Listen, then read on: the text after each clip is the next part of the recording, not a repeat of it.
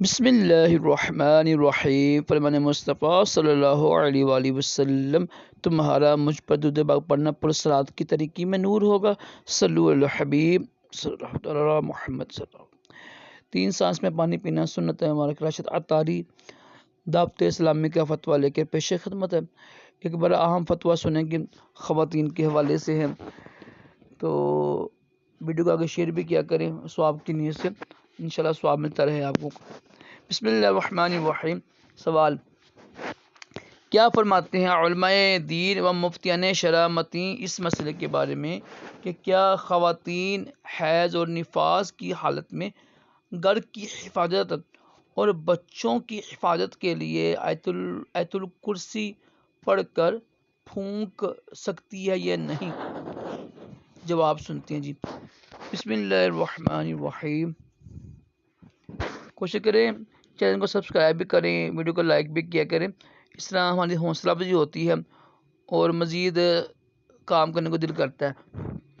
حیض اور نفاس کی حالت میں عورتیں اپنے گھر یا بچوں کی حفاظت کی نیت سے آیت الکرسی ہرگز نہیں پڑھ سکتی، کیونکہ گھر یا بچوں کی حفاظت کے لیے آیت الکرسی پڑھنے سے جنات اور شر وغیرہ سے بچنا مقصود ہوتا ہے، جس کے لیے اللہ کے کلام سے مدد حاصل کی جا رہی ہوتی ہے، جبکہ حکم شرعی یہ ہے، یعنی شریعت کا حکم یہ ہے کہ عورت کو حیض اور نفاس کی حالت میں کسی فضیلت اور مقصد کے حصول کے لیے قرآنی آیات پڑھنا شرعاً جائز نہیں، اگرچہ وہ آیات ذکر و ثنا پر مشتمل ہو، کیونکہ آیات ذکر و ثنا کو نیت ذکر و ثنا ہی پڑھنے کی اجازت ہے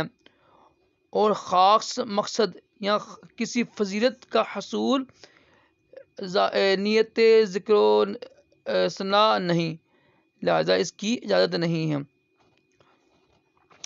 اس کے علاوہ